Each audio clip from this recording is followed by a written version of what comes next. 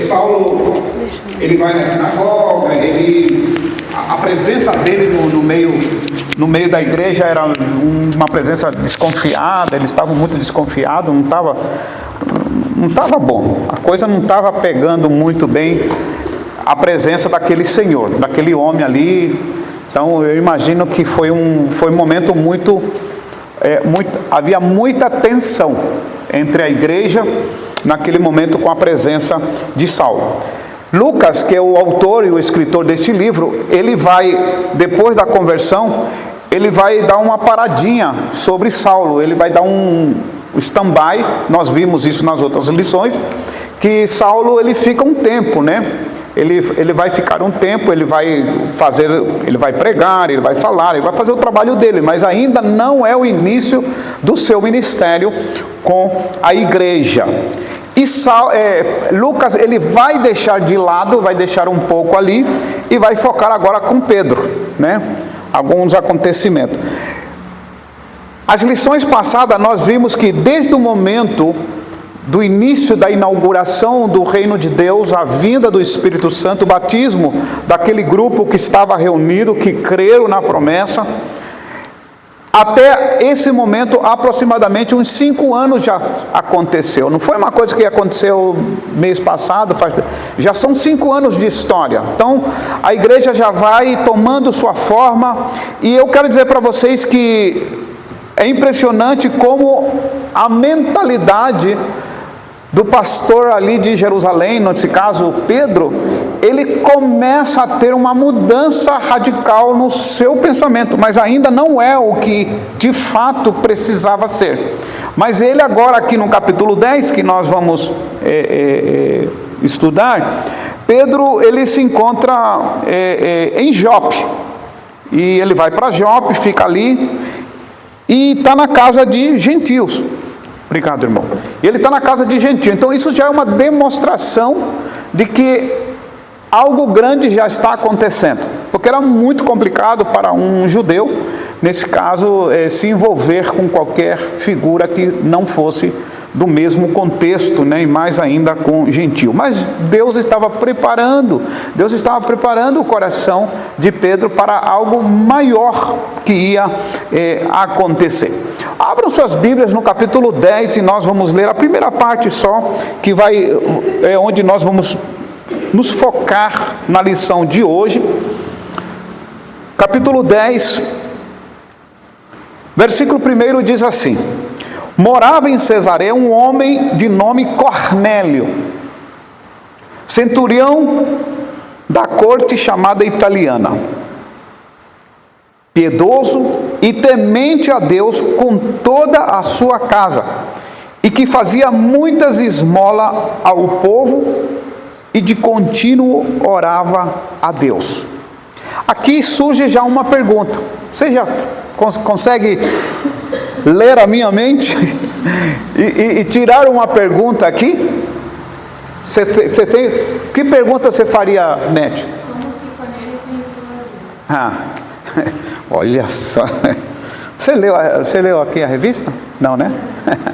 Mas essa é uma leitura simples, é uma leitura dinâmica, que é muito bom se fazer essa pergunta, porque ela tem um conteúdo, ela tem uma história, ela tem um transfondo, e que ela precisa ser explicada. Como que Pedro chega ali, e lá numa cidadezinha chamada Cesareia, há um homem muito importante, é um centurião, né? Ele é um centurião, ele tem uma posição muito especial, diferenciada no exército romano.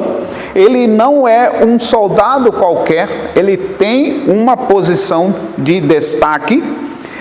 E o texto Lucas se preocupa em determinar e declarar que este homem, que não é judeu e sim um gentio e ainda mais romano, ele tem uma qualidade: ele é piedoso e temente a Deus. Não, é mais do que isso, é com toda a sua casa. Então era um homem de muita influência, não era uma coisa dele, era uma coisa dele e sua família. E ele tinha uma prática que era da esmola ao povo, e de contínuo ele orava a Deus. A pergunta que é feita aqui é como este homem, ainda o evangelho não chegou, a igreja ainda não foi alcançada aqui, mas ele tem algumas características. Mas eu quero que os irmãos entendam que aqui não são as características que aqui determinada pelo texto, no qual Lucas escreve. Não, porque ele era uma característica cristã. Não, nada a ver com o cristianismo. Ao contrário, ele tem um coração voltado para as coisas de Deus, ele tem um coração voltado para as coisas espirituais, mas Deus, a igreja está começando. A revelação que nós temos hoje do reino de Deus é muito amplo e diferente do que há 2000 anos atrás. Então Deus agora vai conduzir esse entendimento que há no coração de Cornélio. Cornélio era crente. Não, Cornélio não era crente. Ele era um seguidor, um devoto, um amante do judaísmo, das questões, das práticas. E eu vou mostrar para vocês aqui uma palavra que nós podemos usar aqui, que Lucas escreve e com muita propriedade. Ele não escreve assim por acaso, mas sim para identificar a característica de Cornélio. O que diz lá no versículo 2? Piedoso e temente a Deus. Irmãos, a palavra temente a Deus no Novo Testamento, a palavra é que gosta das coisas e do pensamento judaico, mas não é convertido ao judaísmo. Então há duas linhas de interpretação para um gentio que se aproxima do judaísmo. Um se chama prosélito, já ouviram falar isso? O prosélito. Só que o prosélito, ele precisa passar por um procedimento que é a circuncisão, e ele precisa também praticar a lei de Moisés. Ele passa a ser um judeu, não tem a linhagem de Abraão, vamos dizer assim, podemos usar essa expressão, mas ele adota, espiritualmente ele vai adotar, mas precisa passar pelo processo, e ele se torna então, ele se chama prosélito. Então ele passa por todo o procedimento para se tornar um judeu, na parte espiritual, na parte religiosa. Tá certo? A outra palavra que é usada nos tempos bíblicos para determinar uma pessoa que era gentil, mas não era prosélito, que não passou pelo procedimento religioso da lei mosaica e de toda a pessoa, para se submeter às considerações do proselitismo, essa pessoa era chamada de, qual é a palavra? Temente a Deus. Aí se usa essa palavra menossunon. É uma palavra usada para uma pessoa que gosta, que tem uma aproximação com o entendimento do Deus de Israel, de que o Deus de Israel é diferente dos outros deuses. E Cornélio, ele passa a ser um judeu não pela lei, mas ele é amante de tudo aquilo, e ele precisa abandonar as suas práticas religiosas,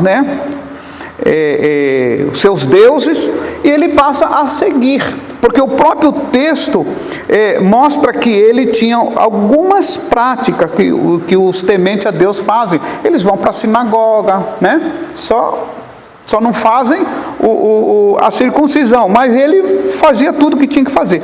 E aqui diz o texto que ele gostava também, ele tinha a prática das esmolas. Em capítulos anteriores do livro de Atos, que estamos estudando, especialmente no começo, nós vimos, por exemplo, que a igreja, depois que a igreja se constitui, ela vai crescendo e vai se formando, começa a surgir um grupo dentro da igreja, que que era preocupante, o qual os apóstolos pediram para que fossem escolhidos 7 homens de boa reputação para cuidar de algumas questões, como o problema das viúvas. Lembra disso? Depois veio o problema de que muitos vendiam suas propriedades e traziam aos apóstolos. Lembra também? Lembra uma das causas que nós falamos aqui?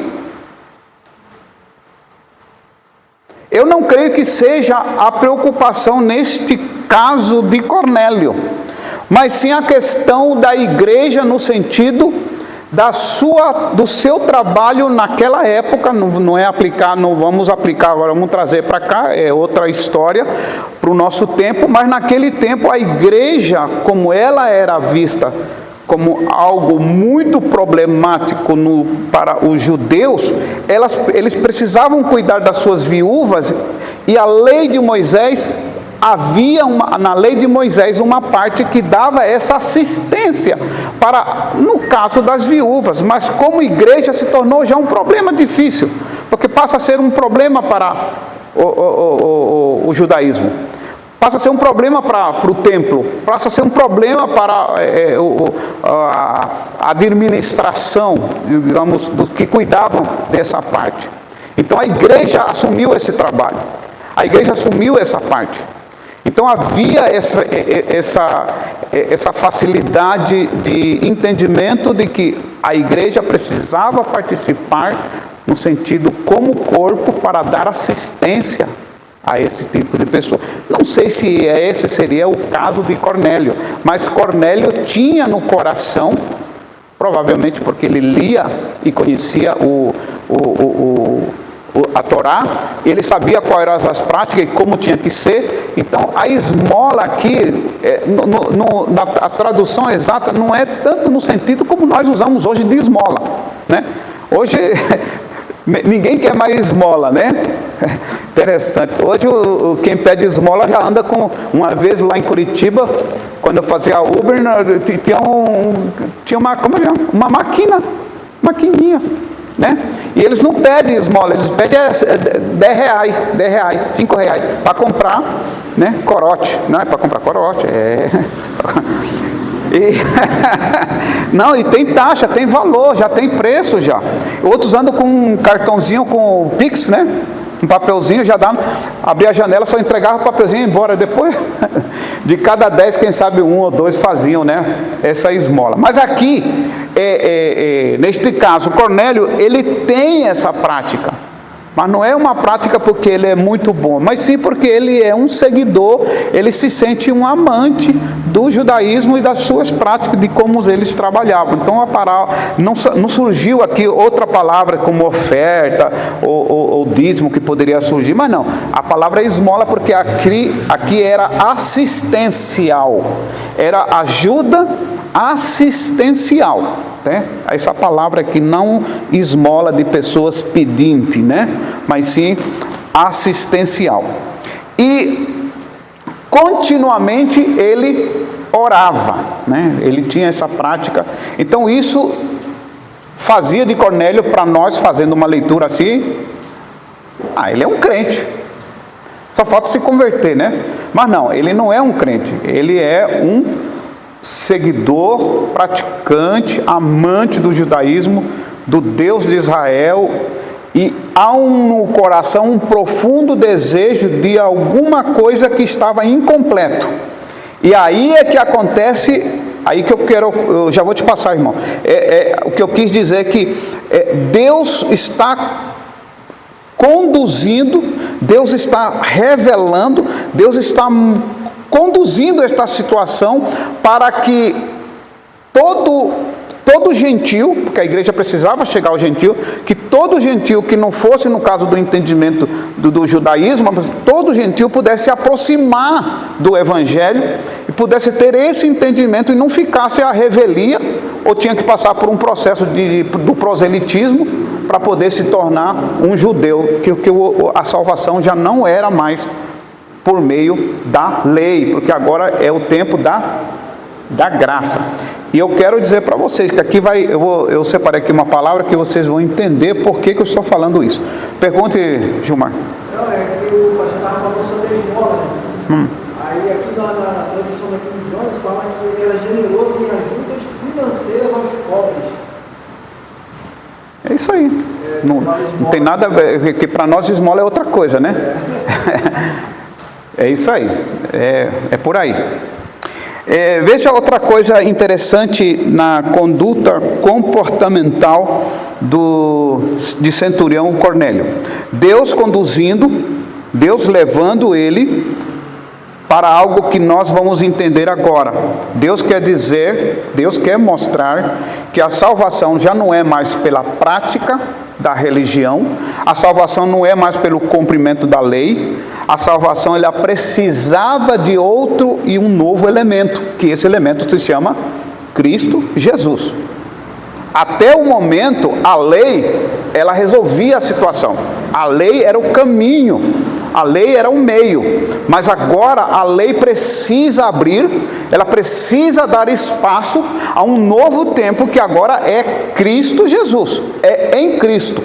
Então Deus vai usar esta situação para conduzir um gentio ao Evangelho e vai ter que usar Pedro, coração duro, difícil, para poder chegar a ele e quebrar um paradigma terrível que estava acontecendo, e aí as coisas acontecem de uma forma extraordinária.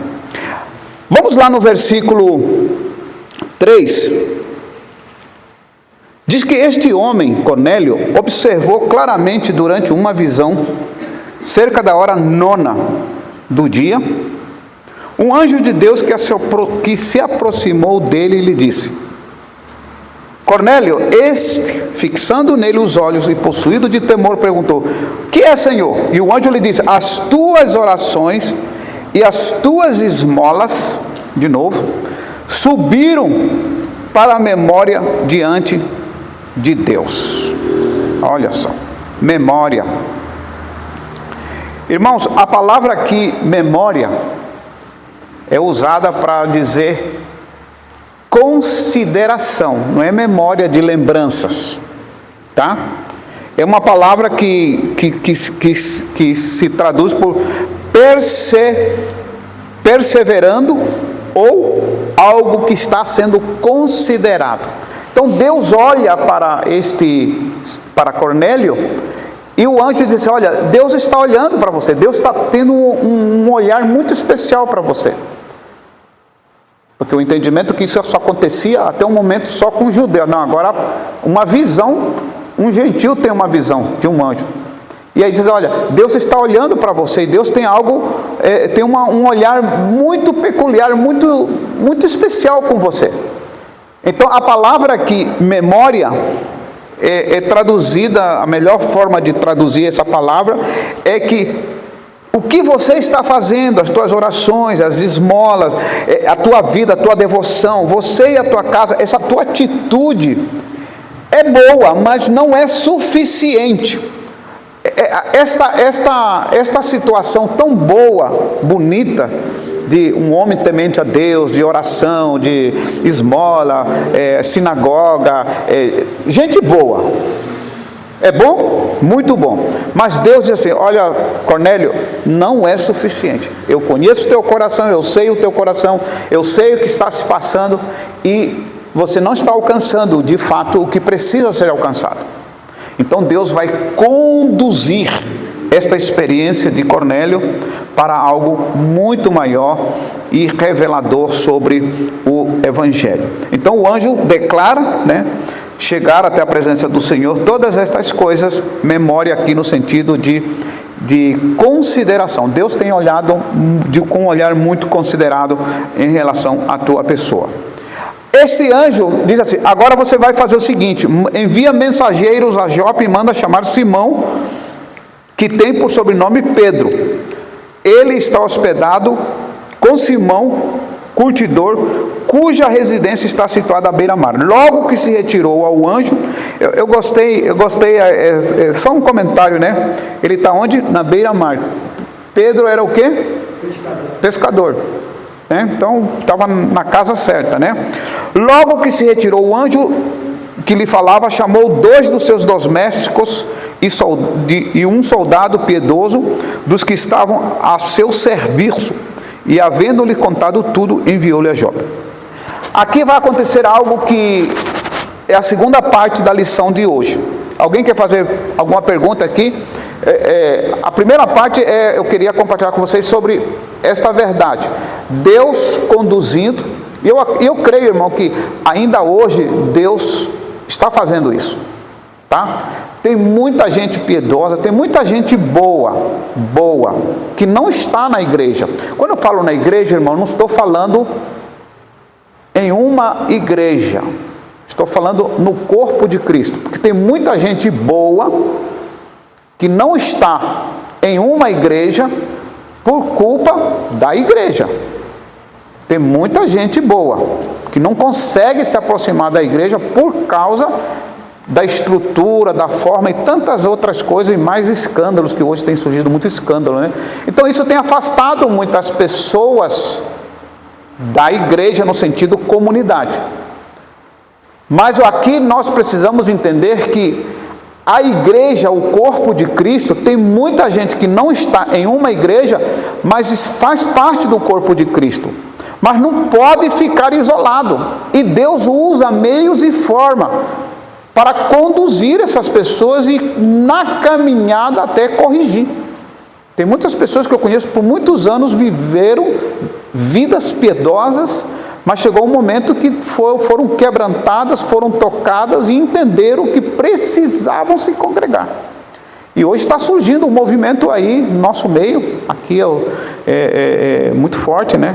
No Brasil, aqui deve ter também, do chamado desigrejado. Crentes que se afastaram das igrejas por diversos problemas pessoais, particulares, de convivência, e entende que igreja, instituição é um problema, e muitas vezes é um problema, né? E então decide, não, nós vamos ser igreja do nosso jeito. Também não é assim. Igreja não é assim do meu jeito. Vamos fazer uma igreja do nosso jeito? Vamos juntar um grupo fazer. A igreja tem que ter a forma e o modelo da igreja. O corpo de Cristo tem uma forma, não tem várias formas. Podemos nos reunir de várias maneiras, em diversos lugares, mas a igreja é uma só, o corpo é um só. Quando Jesus, domingo a gente vai falar isso, quando Jesus vier buscar a sua igreja, ela não vai vir buscar a igreja tal, ela vem buscar justamente a sua igreja. A sua igreja.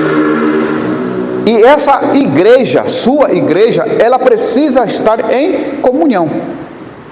Então Deus conduz agora, Deus vai conduzir, vai corrigir essa situação de Cornélio. Ele não podia mais continuar, já não era mais tempo, porque agora chegou um tempo da igreja, o tempo da graça. E essa graça não era só para judeu, também era para gentios, era para os romanos, era para os gregos, era para todo mundo. Então ele precisava entrar nesse grupo, não no judaísmo, mas entrar no corpo de Cristo. Então Deus vai conduzir. Eu creio que hoje continua fazendo o mesmo. Tem pessoas que não estão em uma igreja, mas chega um momento que eles são rendidos, né? Pelo Evangelho, pela graça, pelo Espírito Santo, através de muitas formas, mensagens, sonho e tantas coisas, revelações, e eles precisam estar em comunhão, né? Mas aí já vai para a igreja, corpo, instituição, já vai convertido e limpo de qualquer dano que possa a igreja ainda causar, né? Então são pessoas bem maduras nesse sentido. Estão me entendendo?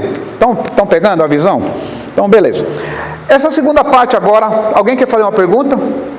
Tá certo aqui? Beleza? Vamos avançar?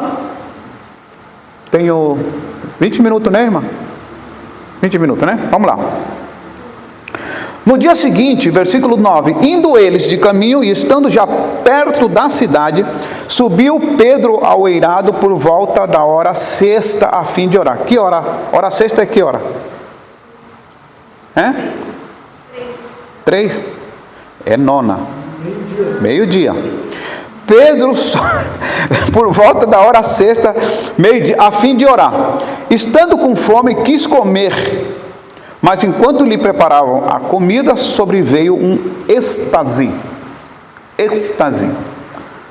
Então ele viu o céu aberto e descendo um objeto como se fosse, de novo aqui, no começo aparece muito, né? A gente já falou isso, acho que teve uma aula que até o Eber trouxe essa lição. No início aconteceu tantas coisas diferentes, e essa expressão a gente tem que ter muito cuidado, como se fosse. Então, porque muitas vezes ela pode ser entendida como algo real, e na verdade é uma figura, tá? Como se fosse um grande lençol, o qual era abaixado à terra pelos quatro pontas, contendo toda sorte de quadrúpedes, répteis da terra e aves do céu. Já vou explicar isso aí. Eu ouvi uma voz que se dirigia a ele: levanta-te, Pedro, mata e come. Mas Pedro replicou: de modo nenhum, Senhor, pelo amor de Deus, que pedido estranho, porque jamais comi coisa alguma comum e imunda. Segunda vez a voz lhe falou: ao que Deus purificou, não consideres comum. Sucedeu isso por 3 vezes, e logo aquele objeto foi recolhido ao céu. Vamos tentar comentar tudo isso aqui. A primeira coisa, ele vê algo, ele tem sobreveio-lhe um êxtase. Ali tem 2 elementos que podem nos levar a entender. Êxtase é como se fosse assim, a tradução, eu ouvi alguns comentários, como se fosse assim, arrebatado, levado em espírito. Mas ali acontece 2 coisas. Ele está com fome, né? E ele está noeirado. Não sabemos, provavelmente tinha sol, estava quente, né? Ficou ali um tempo orando. E de repente todas essas circunstâncias que rodeiam ele levam ele a um êxtase, e ele tem uma visão. Não tem nada, se estava com fome ou se foi sol, não importa. O texto nos fala que ele viu, né? Ele teve algo diferente aconteceu, e ele identifica nessa visão que aparece algo como se fosse um lençol, e nas suas 4 pontas tinha 3 tipos de animais, né? Tinha 3 tipos de animais: quadrúpedes, répteis da terra e aves do céu. Levanta-te, Pedro, mata e come. Irmãos, em que momento da história podemos nos transpor, podemos dizer assim, para esta declaração, primeiro para o pedido, né? A visão diz assim: mata e come. Porque ele estava numa missão, porque estava vindo. Lembra que tinha os mensageiros de Cornélio? Ele tinha que estar forte, ele tinha que estar preparado, porque ali não era uma coisa assim. Isso nós vamos ver na próxima quarta-feira. Não é que eles iam chegar e dizer: fica em casa, vamos comer um churrasco, hoje tem jogo da seleção, da amanhã a gente vai. Não. Ela chegou, não tem tempo. A missão é para ser cumprida. Então ele precisava estar forte, preparado. Então o Senhor aproveita a situação e envia esta situação: mata e come. Mas como se eu nunca fiz isso?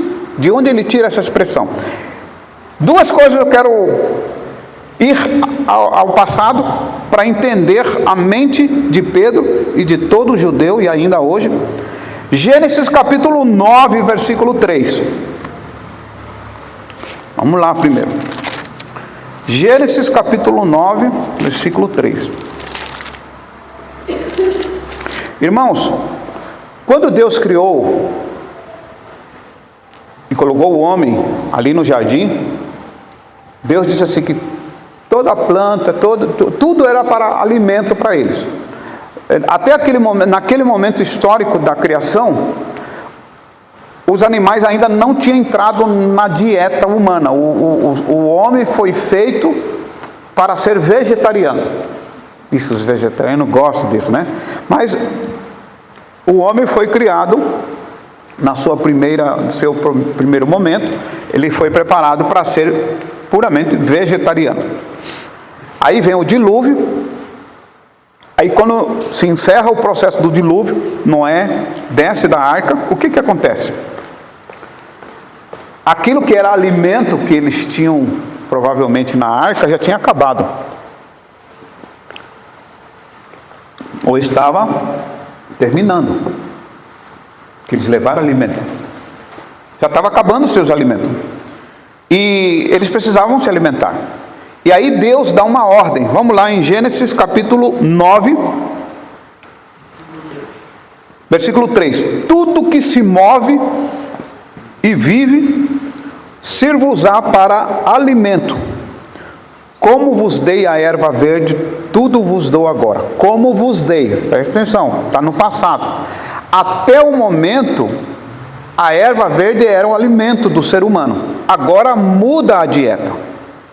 Então, no princípio não havia, o homem não tinha prática de comer animais. Então, agora Deus habilita, Deus vai habilitar, Deus vai permitir, né?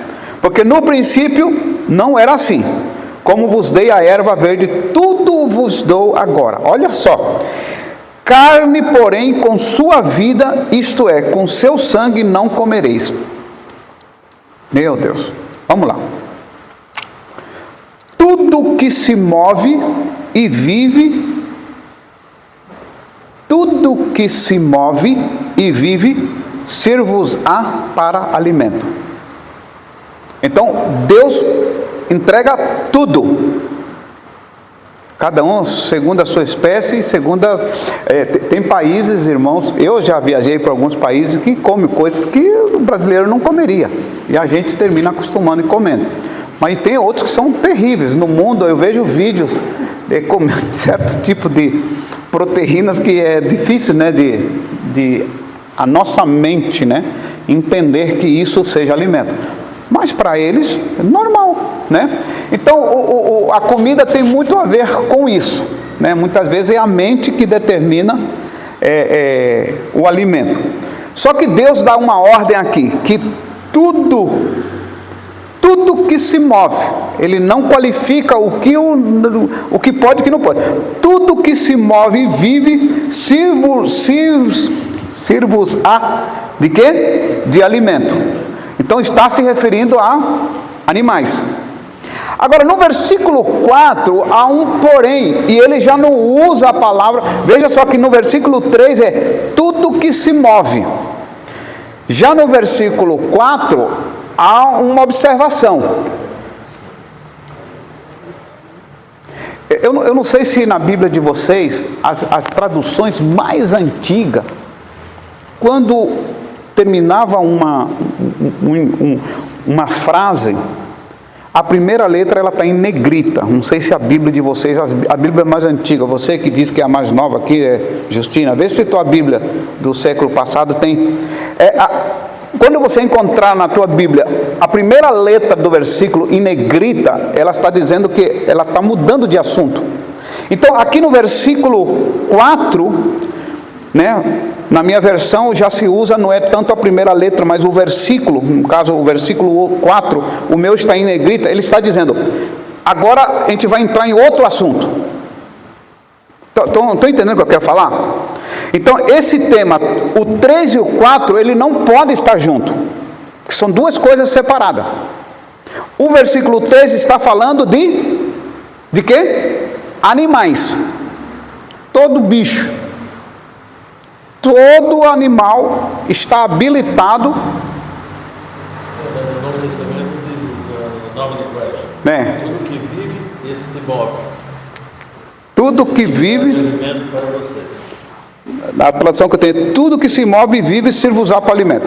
É parecido. Então, mas aqui está se referindo a animal. Só que o homem também se move.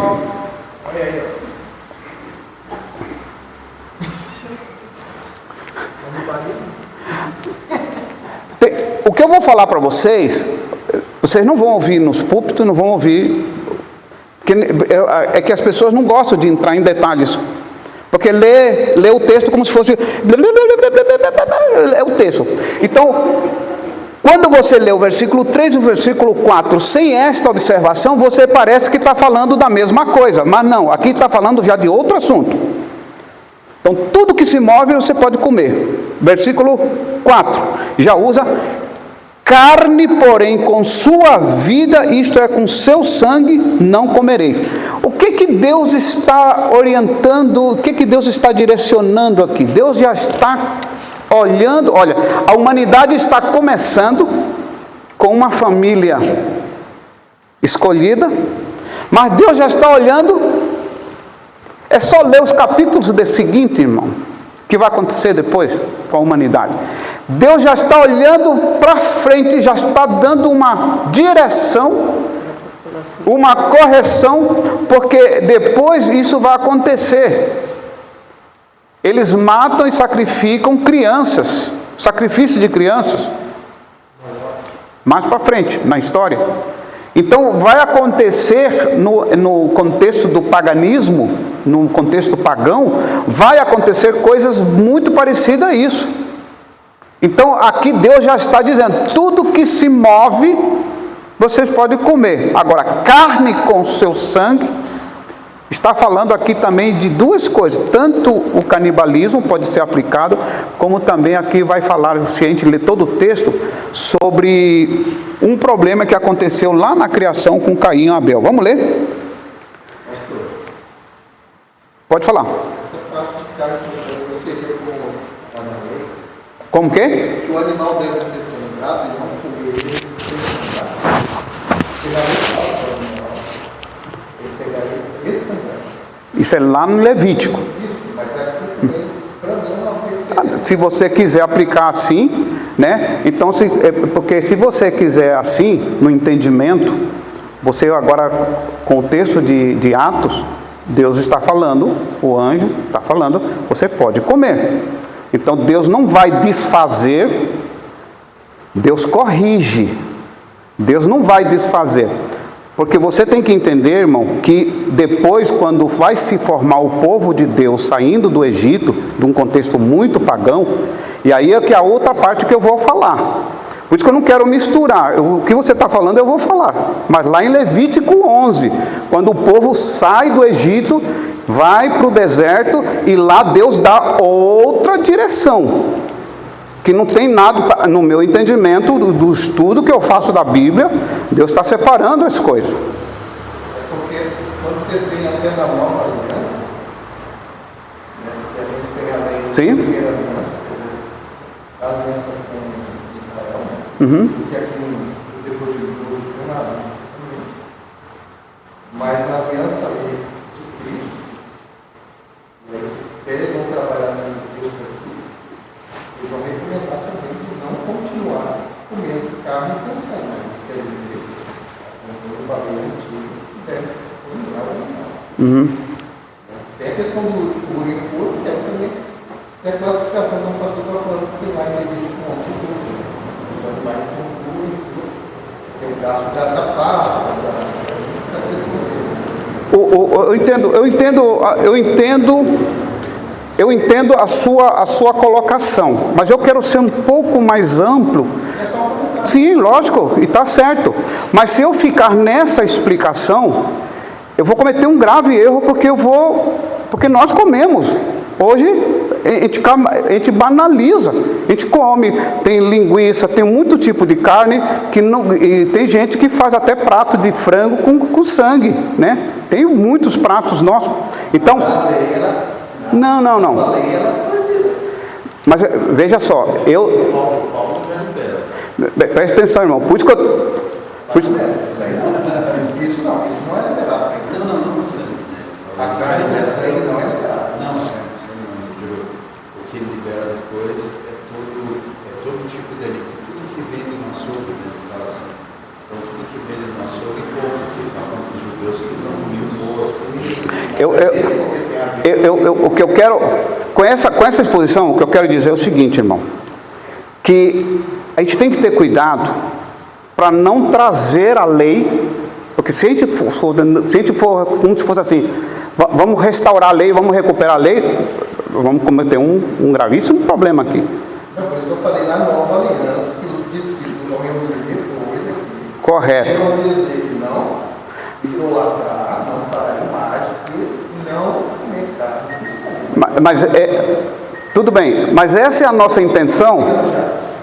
Essa é a nossa intenção nesse momento da lição, quando Deus, o anjo, ou a visão que teve Pedro, Quando diz assim, mata e come, e ele faz uma declaração, eu jamais comi coisas consideradas imundas. 3 vezes é repetido a mesma ação, para ele entender que não era o entendimento que ele tinha da lei, porque Deus estava preparando ele para o que vai acontecer daqui a uns minutos. Era a preparação. Porque Ainda de coração aí, ele já estava falando de pessoas, não era nem de Não, mas aqui eu vou discordar, porque assim, existe uma aliança antiga. E essa aliança antiga, ela define o que é puro ou impuro. Os judeus, eles consideravam impuro. Os gentios são impuros. Tanto que aqui, que é ele lá na frente, o judeu ele não pode entrar na casa do gentio, que é considerado impuro, que é o mandamento de Deus. O judeu não pode entrar na casa. Deixa eu explicar algo, Heber. Não, deixa eu explicar algo. É porque você está colocando uma coisa como que eu não estou discordando da lei. Eu fui para Gênesis para mostrar a mente de Pedro. Eu quero entender a mente de Pedro, por que ele dá essa explicação. Sim, mas é disso que eu estou falando. Aí você leva para o leite, Mas essa é a intenção. Irmão Heber, eu não estou discordando da lei. O que eu quero na lição de hoje é trazer para nós a mente, por que Deus diz, não, pode matar e comer. Diz, não, eu não vou comer. Ele está dizendo não. Então eu estou levando ao passado da história, onde começa isso. Por isso que eu li lá em Gênesis, onde que começa. Mas o que eu quero dizer para o irmão, que aqui nesse ponto que eu estou falando, de 2 coisas diferentes, é para o nosso entendimento. Aqui não é lei. Deus está dando direção. Nada disso vai... Pode ser que ele recebeu e não entendeu nada. Mas, só que lá em Levítico, quando chega em Levítico, isso que Deus tinha dado para Noé, é como se fosse assim, eu avisei, mas ninguém fez nada do que eu avisei.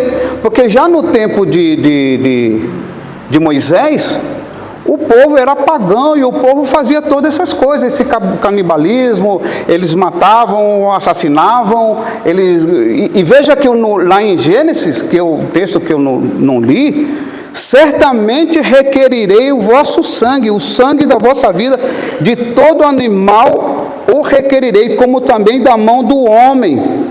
Se da mão do próximo de cada um requererei a vida do homem. Não está falando de animal, está falando da vida de homem. Homem que mata homem. Mas aqui não. Aqui é homem, está falando de homem. Deus está falando com Noé. Deus está dando direção para Noé. Né? Eles estavam sem comida, vocês podem comer de tudo. O que eu quero falar aqui é Deus está dando uma direção. Moisés está recebendo, provavelmente não está entendendo coisa nenhuma. Só que lá na frente, quando chega o tempo de Levítico, tudo isso já estava acontecendo. Então Deus vai dar outra direção.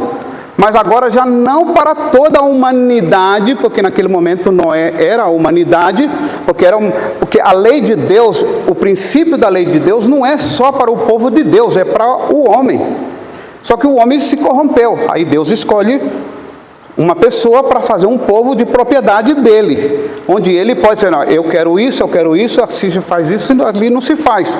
Então quando chega no tempo de Moisés, Deus vai dar de novo outra direção. Por quê? Porque esse povo que está ali no deserto, irmãos, eles estão vindo de onde? Do Egito. E lá no Egito não foram 40 dias, não foram 40 anos. Então foram gerações que passaram ali, e eles estão trazendo em toda a sua bagagem, muito pouco, quem sabe de Abraão, Isaac e Jacó. Muito pouco, mas está trazendo uma bagagem muito contaminada. E precisa passar pelo deserto, para que lá no deserto possa haver o quê? Possa haver então uma correção na caminhada. E aí é que acontece, deixa eu ver onde está, aqui eu anotei, o que os irmãos precisam entender, que lá em Levítico, se eu não me engano, onde eu anotei aqui, acho que é Levítico capítulo 11, alguém encontra aí para mim, não vai dar tempo para ler, são muitos textos, lá Deus vai dar essa direção, o que pode comer e o que não pode comer. E eu estou chegando no horário, eu quero dizer para os irmãos, por que Deus dá essa direção, por que Deus não deu essa direção para Abraão? Por que não deu essa direção para Jacó? Não, ele vai dar para Moisés no deserto. Você queria só Pergunta. é bem interessante, é uma questão natural também, que aqui talvez tenha muita interpretação do texto, do contexto, né, falando de coisas espirituais. Né? Sim. Mas se você for levar o pé da letra, só desse texto que foram citados, desses 3 momentos, ali a gente pode considerar assim: primeiro, Noé não tinha mais plano para comer naquele momento, estava inundado para Sim. Noé tudo bem, não tinha mais aquela disponibilidade de alimento. Então, aqui Deus libera os animais para que fossem fonte disponível de alimento para eles. Depois, lá na frente, Moisés, quando eles estão no deserto, é dado aquela ordem, não é que ele revogou a ordem que o homem poderia comer todas as coisas, mas é que naquele momento também não era uma questão necessariamente espiritual, a princípio. Porque tinha uma questão sanitária, que era alguns animais que na verdade não fariam bem para eles comerem naquele momento, daquela forma, e até porque eles estavam, vamos considerar que estavam sendo alimentados pelo maná, sabe? Então, ou seja, daí de repente até que eles reclamam, recebem proteínas e tal, então, ou seja, mas depois vai ser dada alguma orientação que também tinha a ver com uma questão sanitária e de saúde do homem, né? Então, esse é o ponto. Depois, lá na frente, que a gente pode considerar bem de forma natural, como faz parte da lei, lá na frente, quando Jesus começa a reprovar, inclusive, a atitude dos judeus, por causa desse apego muito grande com essa visão do que é puro e impuro espiritualmente por coisas naturais, aí Jesus confronta bastante essas práticas, e toda a prática judaica que não trazia mais o profundo efeito ou a razão, a base importante disso.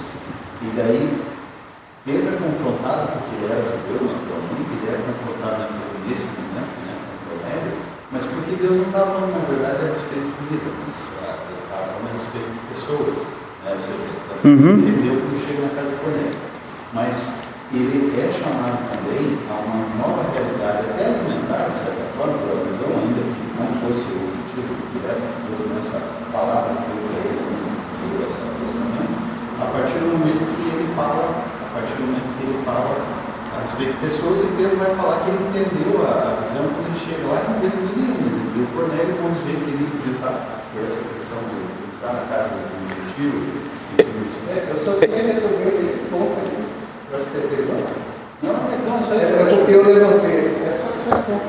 Sim. Eu levantei o seguinte: quando está falando aqui, capítulo, versículo 4, mais não primeiro do carne, com sua vida, isto é insucesso, que é o versículo. Não, eu vou voltar a falar aqui. Eu falei que isso quer dizer que o animal deve sangrar, ser sangrado. Sim. Na lei também se especifica. Aí o pastor foi contra. Não. Tanto que eu falei, o senhor não aceitou. Não falei isso. Isso, eu acho que Não, você não entendeu. Então, peraí, tem duas visões. Não, é só para me entender. Não falei isso. Eu fiz para entender errado. Sim, por isso que eu parei, você entendeu errado, por isso que eu disse. Então, vamos lá. Não. Quando o versículo fala assim, não comereis a carne na sua vida, está falando o seguinte: o animal você for comer, você deve sangrar. Vocês concordam comigo? Sim. E qual é a interpretação que vocês dão no 5 aqui? Certamente cobrarei o vosso sangue, o sangue da vossa vida. Eu cobrarei de todo animal, também de todo outro, para vocês comer contigo. Se cobrarei da mão de cada um a vida do seu próprio. ele liberou para problemas, ele está dizendo que não é. Aí para mim é o seguinte sentido. Não, deixa eu falar responder. Eu pergunto para ele, de repente aqui foi. Não, primeiro você quer trazer a lei, né? Não, eu estou falando desse versículo. Sim, eu sei. Mas eu já expliquei esse versículo, irmão. Ali você tem que. Eu não estou negando que. Não, eu só queria entender qual é a visão do pastor. Que tem que matar o animal e tem que sangrar. Não falei outra coisa. No versículo 5 aqui, que ele diz certamente cobrarei o vosso sangue, Irmão, eu disse assim que Deus está corrigindo, Deus está avisando, está falando não somente de... Deus não vai cobrar dos animais, porque não tem sentido que no princípio, quando você matava animais, era para alimento. Hoje, muitas vezes, se mata, que não é para alimento, tá? Mas o pastor está achando que isso aí é referente ao animal? E de homem também, porque no original... É que meu entendimento aqui É que Deus, irmão, naquele momento a humanidade é Noé e sua família. E Deus é como se fosse um recomeço da história. E Deus está mostrando já aqui o que vai acontecer lá na frente. Eu estou avisando.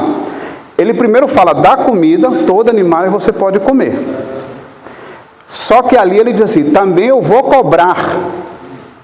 De cobrar, no sentido, tanto do homem, como aquele que vai matar, por exemplo, no meu entendimento, que vai matar por ganância, Eu acho que esse é o ponto principal aqui, assim, está sendo colocado assim, não tirar a vida à toa, porque ele está liberando para comer todo animal vivo, assim, para comer. Por alimentação, mas olha, mas eu vou cobrar a vida que for, tipo, por exemplo, que nem aqui fala, a vida tanto de pessoas quanto de animais, parece que está sendo a esmo, assim, não vai matar filhos, né? Irmão, só para encerrar. Não, só vou pôr minha divisão, deixa eu pôr, eu faço o parecido. Pô. Porque aqui ele diz assim, certamente cobrarei o vosso sangue, o sangue da vossa vida. Ele encerra uma frase aqui. Sim. Ele está falando para quem? Para a humanidade. Aí ele diz assim, eu cobrarei todo o animal, como também do homem. Sim, cobrarei da mão de cada um a seu próprio. Primeiro ele diz assim, eu cobrarei o vosso sangue, ele está apontando a humanidade. Aí a segunda parte ele diz assim, eu cobrarei de todo o animal e de todo o homem. Sim. Ele diz é o quê? Que matar. Sim. Então ele está dizendo que eu vou cobrar do sangue de um animal, de repente, não, ele está falando assim, estou cobrando o vosso sangue, o sangue do humano. Eu vou cobrar tanto do animal como do homem, daquele que matar um humano. Sim. E não é a relação de comer, mas aqui eu estou falando de homicídio. Sim, mas é disso. Não, é que é isso. Mas eu falei. Mas no começo eu falei, eu não usei a palavra homicídio, mas eu disse, Deus está conduzindo, mostrando o que futuramente vai acontecer. É justamente sobre isso. O homem que. Aí eu falei ainda, isso é uma correção do que aconteceu lá no princípio com Caim e Abel. Está falando do assassinato. Eu falei isso. São duas coisas. Para encerrar esse assunto, é que no versículo 3, ele é bem claro o animal, matar o animal para comer. Já no versículo 4, ele usa a palavra carne. Se você for, eu gosto de estudar o original porque ela me leva ao sentido. E lá não é só carne no sentido, mas ali também fala de... Porque no Antigo Testamento, a tricotomia e a dicotomia, porque se entendia no Antigo Testamento e no princípio, que o ser humano era corpo, alma, corpo e alma, que a vida do homem era o seu sangue. Você tirar o sangue era tirar a vida. E nós hoje somos tricotomistas, entendemos que é corpo, alma e espírito. É outro entendimento. Então, uma revelação a mais que veio depois na história. Mas no princípio, no Antigo Testamento, não tem esse entendimento. O entendimento é corpo e alma. Então, a vida muitos entendiam até que o animal tinha alma, porque era o seu sangue. Então, tirou o sangue e tirou a vida. Então, matar um homem é derramar seu sangue, é tirar sua vida, tirar sua alma. Então, lógico que está falando de homicídio. Mas aqui o principal, Ever, se eu posso, encerrando esse assunto aqui, é o que nós temos que entender, que no original, essa palavra carne, ela é diferente de animal. É animal ali no sentido, o animal irracional. Já a carne é mais no sentido de... eu encontrei uma palavra que fala sobre emoções, né? Então já não me refere a bicho, animal. Então é diferente. E Deus dá uma direção. Então, o que nós temos que entender é que Deus está dando uma direção para Noé, dizendo, já estou avisando, eu estou avisando, eu vou cobrar, eu vou requerer, porque vai acontecer, porque essa é a natureza humana, beleza? E até porque é o que estava acontecendo antes. Entendeu? Não tô discordando do fato de que o animal tem que matar e tem que tirar seu sangue, senão é canibalismo, né? Apesar que existe, né? Existe algumas práticas nesse sentido, mas não é esse caso. Deus, o que você falou está correto, não posso desmerecer. Eu quero terminar com essa, a segunda parte, que eu estou tentando terminar a segunda parte, que é de Levítico 11, porque ali,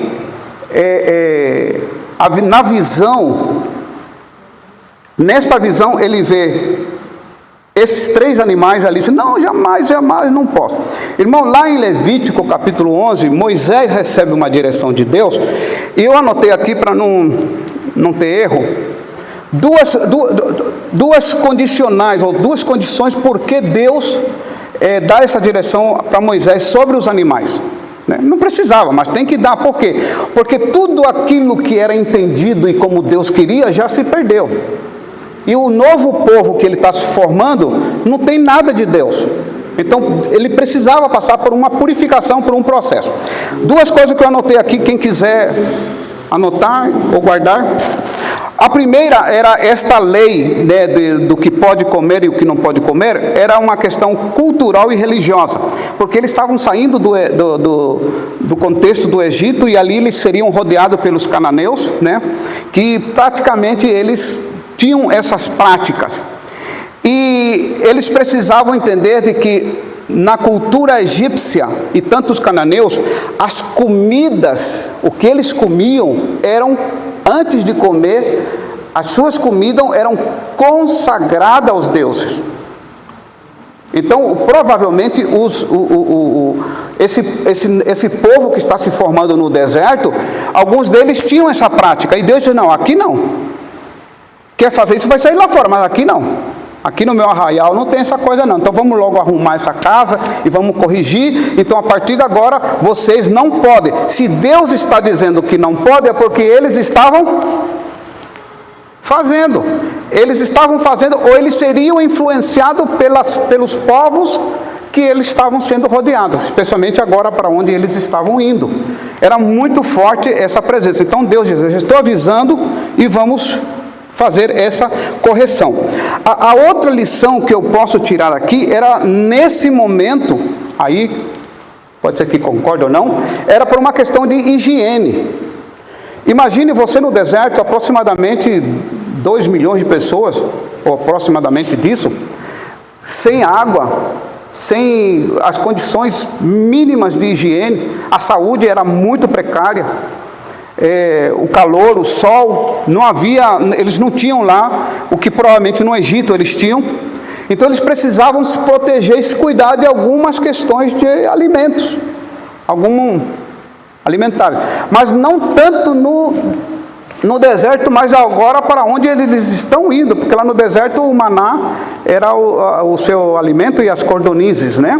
À tarde e de manhã era o maná. Mas eles estavam se preparando para entrar numa terra onde eles tinham isso, e eles precisavam ser purificados disso. E eu anotei aqui 3 coisas interessantes que no deserto eles tinham. Os peixes, por exemplo, a orientação de Deus lá em Levítico 11, que os peixes não podiam comer peixe sem escama. Porque diz que os peixes sem escama, já viram que os peixes sem escama, ele é ceboso, assim, ele tem uma, né?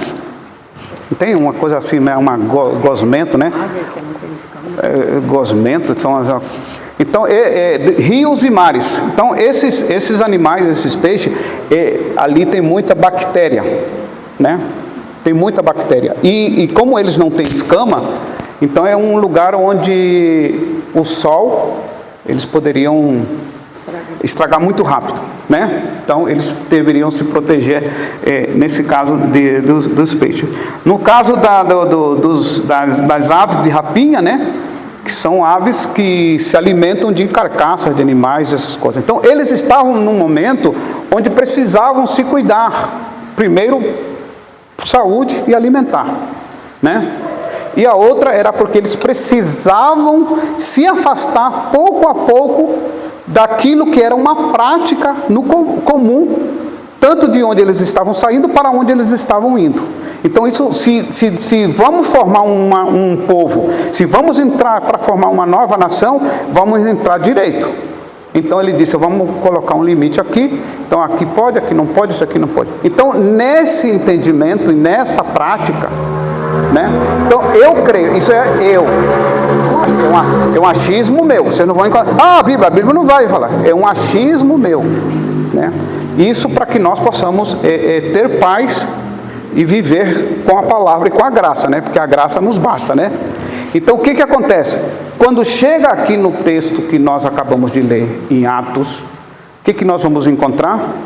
Que ali vai aparecer de novo aquilo que lá no princípio, em Levítico, já foi dizendo, vocês não podem. Deus não pode se contradizer. Uma hora ele dá uma coisa e depois ele dá outra. Entendeu? Não pode haver uma contradição, né?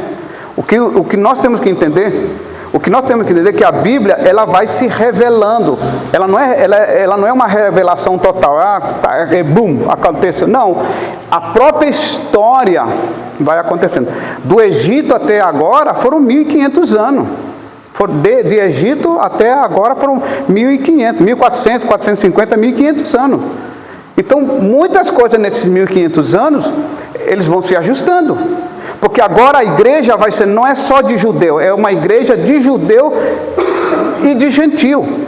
Porque agora os gentios têm umas certas práticas, que nós somos gentios, por exemplo, né? Então o gentio come lá certas comidas que o judeu não come. Agora como que é para eu entrar? Como é que eu vou ser crente? Não tem nada a ver o que você come e o que o judeu come. O que o judeu come é deles, a lei é deles e eles se ajustam e eles crescem e se formam. Você não é judeu, você come macaco, você come aquilo, você come o outro. Eu não como isso, não como outro, um come cachorro, outro come... Isso é problema teu, isso não define. O que você come não define a tua vida eterna, a tua salvação, a tua fé.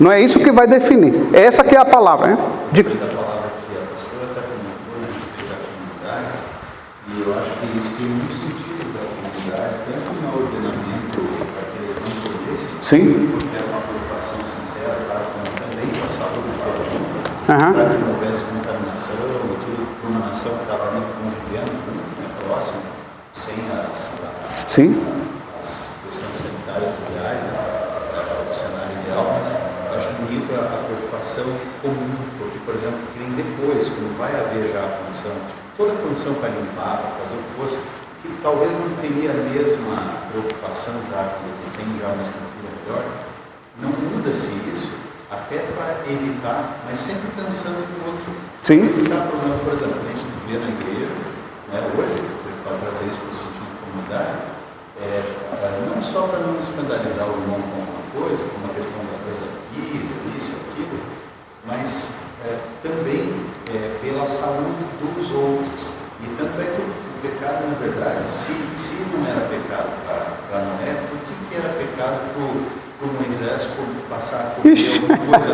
Ou seja, verdade. Porque a questão não é espiritual, mas ali é por ele não pensar nos outros. Outros. Até podia não morrer pelo corpo, podia sim, não estar contaminado, mas se em virtude dele comer o corpo só para ele sentir o gosto do bacon, ele ficasse doente e passasse isso para todo mundo. Estou entendendo, está certo. Muito bom, né? Então, eu creio que essa é a ideia, né? Deus corrigindo, eu gosto de usar essa expressão, Deus corrigindo, né? E essa visão para Pedro, que estava falando no sentido espiritual, mas estava mostrando para ele que ele tem um controle do espiritual, como também das coisas materiais. E Deus está mostrando que para ele que isso não define mais. Não é a tua comida que vai definir a tua vida, a tua relação com Deus. Não é isso que define mais. Inclusive Paulo, depois, mais na frente, já foi mencionado aqui, ele fala sobre isso, né? Sobre as comidas, mas estava se referindo à comida sacrificada, porque ainda era prática isso, né? Lá você vai no açougue, você vai comprar carne no açougue, você não pergunta, essa carne é sacrificada ou não? Porque naquele tempo era assim, eles sacrificavam e depois vendiam, né? E você não vai estar perguntando, né?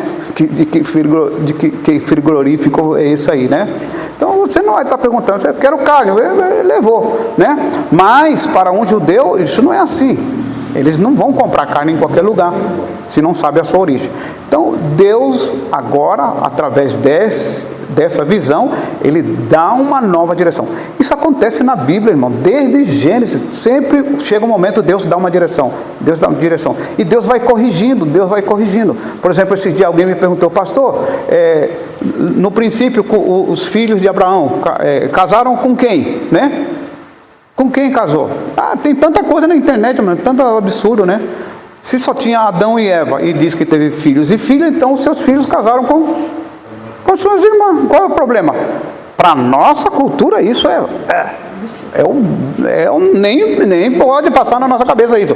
Mas naquele momento da história, sim. Só que se você ler a Bíblia, você vai descobrir que à medida que a história for crescendo, as coisas foram mudando. Depois foi o próprio entendimento que já não era mais bom isso acontecer, porque começaram a ter problema de saúde, a própria genética, a própria história ensina para a gente. Hoje você não precisa ler a Bíblia para saber que casar, ter filhos do parente consanguíneo, existe, eu conheço pessoas que não têm problema, mas a grande probabilidade hoje é que sim possa sair com problema. Então, não preciso ler a Bíblia, a própria ciência me ensina isso aí, a sabedoria humana me diz que não, e vai se criando cultura, na nossa, mas tem cultura ainda hoje onde isso é aceitável.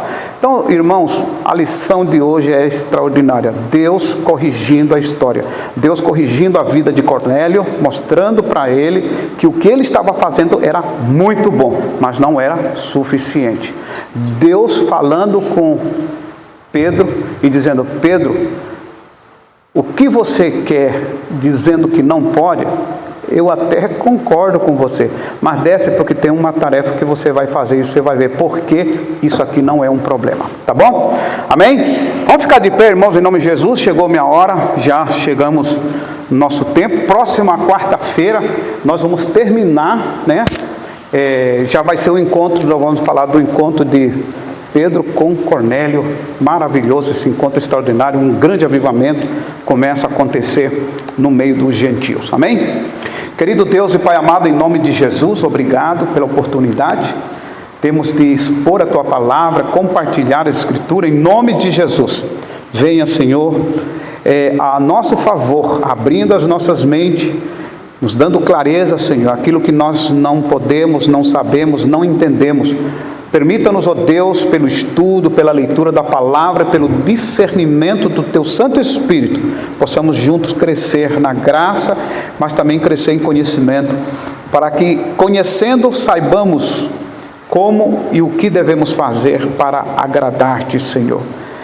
Eu te peço que nos leve às nossas casas, cuidando, Senhor, cada um de nós, a nossa família, nos dando uma noite de descanso, uma noite reparadora, e o restante desta semana, Pai, nós entregamos nas Tuas mãos, no nome de Jesus, amém, aleluia. Deus abençoe, irmãos, até domingo, vamos ter celebração de ceia do Senhor, glória a Deus.